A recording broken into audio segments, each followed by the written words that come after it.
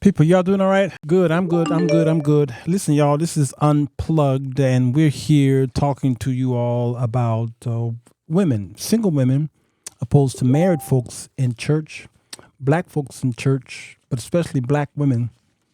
I know the the effects of preaching and teaching a certain way by bringing in the emotion that affects black women.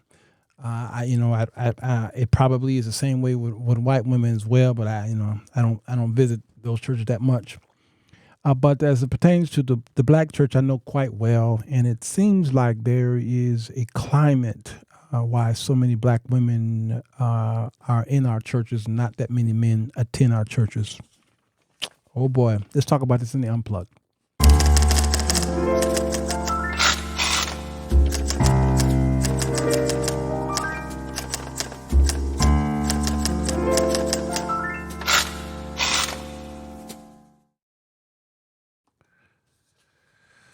Y'all all right out there? Good. Hit the like button and share and subscribe to the channel so that we can talk about this unplugged stuff. Yeah, it's the time for us to just be cool at night. No, it's called unplugged because no audience. But y'all are here and you're watching this. Listen, I'm going to play a video here and I want you to see if you all agree with this young man. He's a pastor, preacher. I don't know who he is. Somebody sent me this video and there's some truth to what he's saying. Whether you agree or not agree with it, there's some level of truth in here. The church is so full of women and very few men. Amen. While you can go in church with 500 people and it'd be maybe 5 marriages. And those are the leadership. So what they do is they cater to single women and make them feel comfortable about their singleness. Y'all heard what I said. That's why I remember I told y'all I stopped speaking words into y'all. I stopped doing that. Why y'all think I stopped doing that? Because people get off on affirmation. They want tell me what God go. Tell me who I am. Tell me all this, and they fall in love with that. And that's why every message has to be your season, your harvest, your breakthrough. What God's gonna do for you. You know who you are. You going to the name. All that stuff. They got to do it because women will continue to give as long as they're affirming. But the biggest churches are the ones that affirm the best. That every service he got to give her a shout, give her that good feeling, and she gonna pay. It's designed to not have marriages. Because the goal is to emotionalize the females, because the females lead the house now and they pay.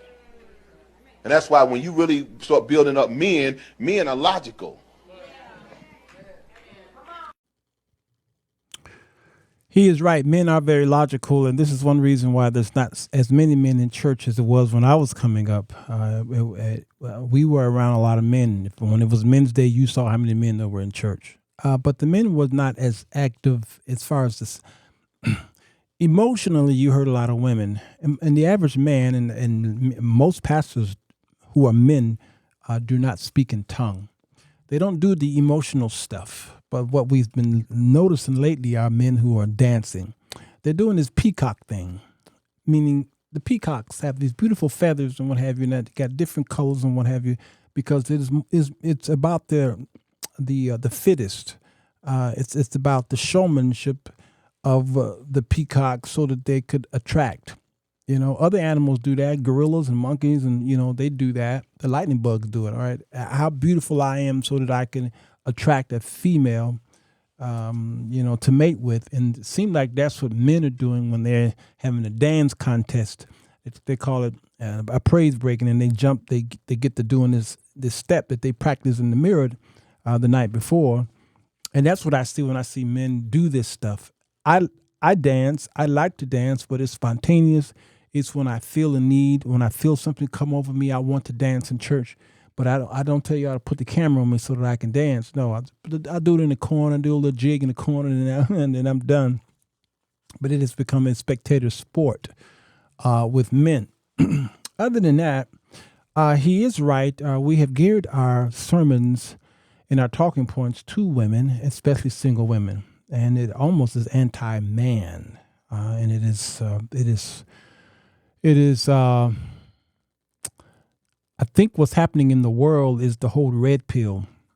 The red pill is It's the movement of men who are going against women who are taking over everything, and this whole feminism has overtaken many of the things that men look at as what they come up under with their culture in media and music.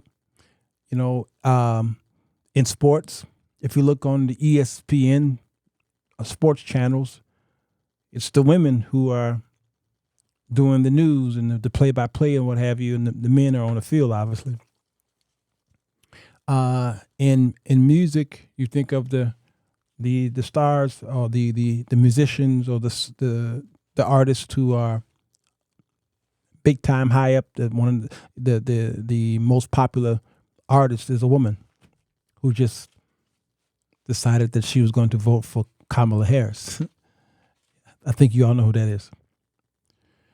In construction, more women are joining the not the Air Force, but the military and the police force, and in government, and men are just like, come on, y'all gotta stop that. We got no room. So, is that the fault though of women or the fault of men, or is that a fault at all? And is this just women saying, listen, you all have held us down too long. It's time for us to, we want to do something too.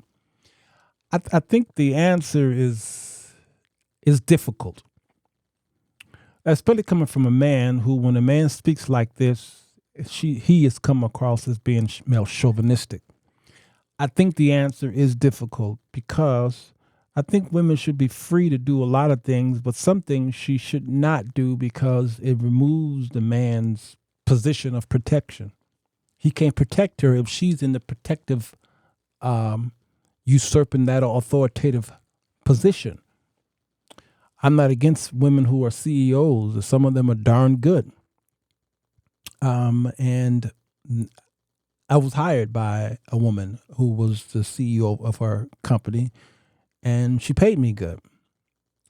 We bumped heads because of logistical reasons, and she was a white woman, so there's another aspect there that we bumped heads because of my color. I do know that.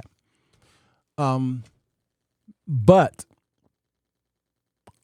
what's happening here is that the feministic spirit has overtaken us, and we now see that it is being written in movies and in television and Netflix series and what have you, that women are taking on these roles and men seem to be left out, and they're feeling some kind of way because of the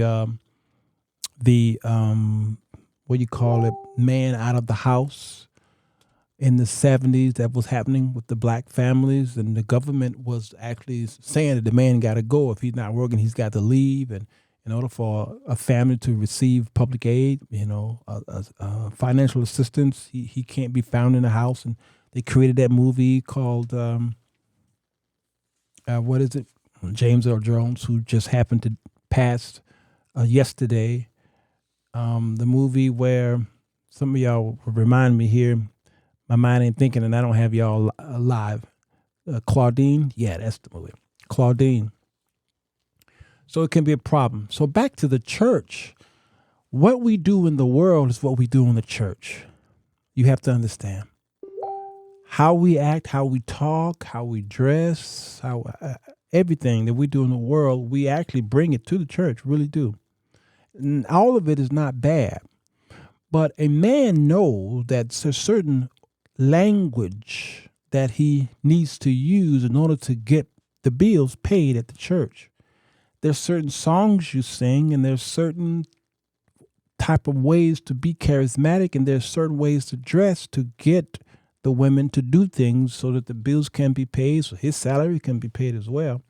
And so that the church will be busting out at the seams, but with mostly women and single women at that. Notice the man said that you get a church full of single women and you only got maybe 5 married people.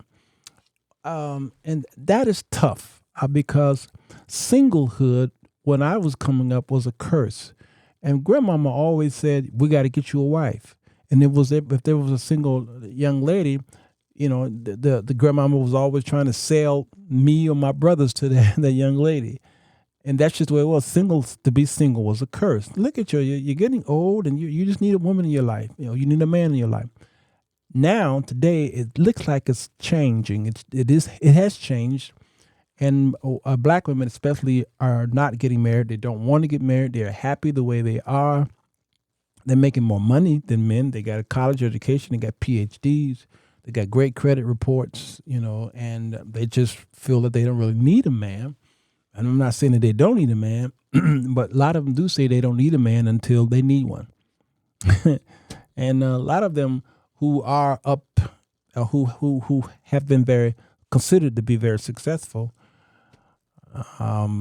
pick up the phone and she's got that man that she wants or she has, but that person is secret. So when I hear women say they don't need a man, you've got to know what they're saying when they say it. So this preacher that I just played said that the preacher coddles and serenades the women that are there at the church to get them to do his bidding, and he is absolutely correct. Why is it that it works? Because women are emotional beings. God made them that way. And we're seeing the onslaught of the history repeating itself when it comes to the Eve effect. And we're seeing that Ecclesiastes chapter 1 and chapter 3, it's like what has happened is going to happen, and what's going to happen has already happened. There's nothing new under the sun. And so Eve ate of the fruit and gave it to Adam, who was there. It seems like that's what's happening today. Men, we're there, but we're watching on the sideline. Look like that's what Adam was watching on the sideline. We're watching on the sideline and seeing that women are being enticed by the spirit of Satan through men, because Satan entered to the serpent, and looked like Satan entered into some of these men who are enticing women to do some really wild things, but yet they are holding down the fort. They're the ones who are financially supporting our churches in temples and in parishes, in shrines and what have you. The women, most, black African American women especially, make up the Democratic Party. I mean, they are a force to be reckoned with. They have a lot of money. The women came together on a Zoom call by the thousands and raised $1 million for Kamala Harris' campaign. They're the ones that carry the purse. And if they're married, they still carry the purse, but the man's money is in there as much as hers. And if you can get a woman on your side, you just need 10 women on your side, and they completely trust you and trust me. Whatever you need, you got. And that is the pimp effect, the playboy effect, the gigolo effect. And it's always worked, and it worked perfectly, and it goes back to slavery. And this is why the slave master used the preacher to get the slave to do whatever he needed to do. And he obviously used the womb of the woman to get it done. The hand that rocks the cradle rules the world. So why is it that there's so many black women in church and not as many black men? It's because, again, the emotion, and men walk into these churches and he sees a women's parlor. Basically, he sees a place of emotion that he don't want to be a part of that emotion. And it seems like men are dying, and the end of men is happening. Naturally, no, that's not going to happen. But yet you see a downturn of strong men. And this is why your daughter, who has a boyfriend now, the boyfriend don't know how to open the door. He don't know how to take his hat off. He don't know how to remove his coat and put it in a puddle. he don't know what chivalry is. Sitting at a table, he don't know how to let her sit first or pull the chair out, push the chair in. He don't know how to stand up when she goes to the restroom. He just don't know how to do these things because he hadn't seen it. And my generation dropped the ball, and a generation above us may have dropped the ball, but mostly Generation X. All right, so the decline of men in chivalry is happening at a very high rate. Chivalry is not dead, but I think that chivalry is just asleep and it just needs a boost. And they need to shoot it with something so that they can wake up. It's there, but the young men don't see it. And so even these newer churches where these mega churches and what have you, yeah, you're gonna see a decent amount of men there, yes, young men, but unfortunately you're gonna see a different kind of young men. And we call them henpecked. Very soft. And they don't have to be homosexuals, they don't have to be gay, but a lot of them are very soft. And they will listen to whatever the man or the woman in that church says, and they just get pulled in with it. We see with some of these strong men, I call them the Keon Hendersons or the T.D. Jakes, or whoever's out there who was the controversial person of the week. Look into that audience, you do see a lot of men, but a lot of them are weak men. So I feel sorry for the women today who have to worship with weak men and then go to work with weak men, and they may be at home with weak men. They go to the store and they're weak men. And I really, I'm saddened by it. So there is a system that is happening in the earth that's causing this to happen in our churches. And like I said on the other show about the first love, the church returning to its first love, we just got to return back. Is it too late? Absolutely not. I believe that we can rescue these young men by these older men having sessions with them and taking them for walks, taking them to the ball game, taking them, sitting down with them, having the financial classes with them, just showing them this and showing them that. My daughter is, as y'all know, is dating a young man in whom every time he comes over to the house, I show him how to be chivalrous to my daughter, because that's all she has seen is a chivalrous man in me. I open the door for my daughter. I don't let her do nothing. All right. When she's with me, she knows she's in safe hands, and she's not allowed to really do anything. Now, do I teach her stuff? Yes. I taught her how to check her air pressure in her tires, and teaching her how to change her tire just in case she's somewhere and she don't at AAA sound like they ain't gonna get there soon enough and what have you. I'm teaching her how to look at the check her oil and things like that. I want her to know some things independently, not have to lean on a man for everything. But outside of that, when she's with me, she don't really need anything. She don't even have to pay for anything. I pay for everything, and I'm showing him that as much as I can. And then she reminds me of some things that he can't do or he don't know how to do. And I have to tell her, listen, it's not his fault all the way. His father wasn't there, so he never saw it. So what do we do, you all? I'm looking forward to hearing and reading the women's comments. Why is it that there's so many women in our churches today and not enough men? Why? Because I do know that a lot of men either not in church, they're the non-church, or the strong men I'm talking about, not them softies. Strong men go to the mosque to hear someone like Farrakhan speak. They like that belligerent God. I often say this. They like that God who destroys, that mighty battle axe God. That's the one they like. They like that King God, that conquering King God. Women like the fairy tale-ish type. Yes, I do know that. And women like the monarchical God, the king sitting on the throne, and there's a woman there on the right hand side, and the temple and the Ark of the Covenant. She goes to another level. Men are not too much into that Ark of the Covenant stuff. No. They're more like a king and fight battles, and that's why men are more sports-like and more belligerent in a sense. All right, he needs to conquer this, conquer that. Women are more like they want peace, but they do like the whole rounded story of especially Old Testament teachings. They love that. They love it. Until you understand how that works, it will be difficult to even worship with them. The school system know to allow a boy to get up and move around often. Let him hold a ball in his hand or let him throw something in class. And then he's practical, he's logical, as that preacher says. And the more logical you allow him to be, the better he learns. A girl can sit at a table for 8 hours straight and do her work and be quiet and just, and get A's and B's. But the boy need to move around. It took them a long time to discover that this is how boys learn. You understand?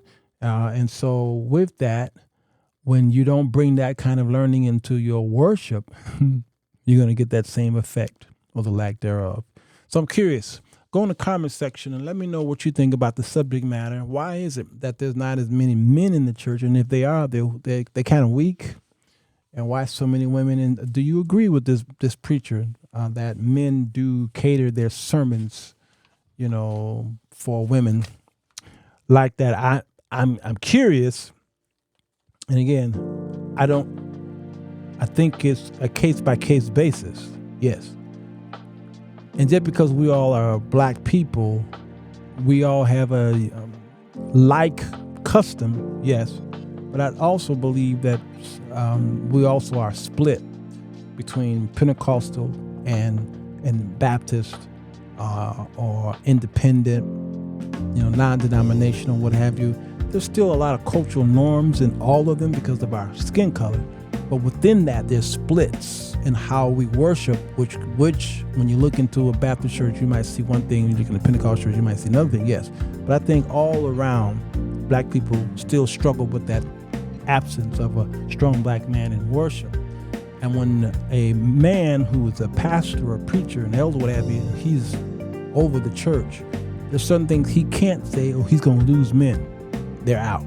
So he's got to cater his sermons mostly to women because he knows that most of them, it's the women that's going to be the most who are members of the church, and they are the big tithe payers and the offering, givers and what have you. And anything break, it's the women that's going to come to the rescue. Not saying the men are stingy. It's just that there are more women than there are men in church. So he's got to cater it, and so he's talking about your breakthrough, your coming out, and your haters, and all these things. And notice these sermon titles geared to women, and women love it and cause them to jump up and shout and what have you. And then they go and sing praises about this pastor. But a man who's got a lot of strong men in his church, his sermon is different. Salvation, the cross, responsibility. He rebukes, he reproves, he corrects, and he does it all in love. That kind of church got a lot of strong men. That's why the mosques are always fuller than your typical Christian church. All right? Let me know what you think. Okay? All right, y'all. This is me, Unplugged, and let's see what we can come up with tomorrow. Right? I love y'all. Ain't nothing you can do about it.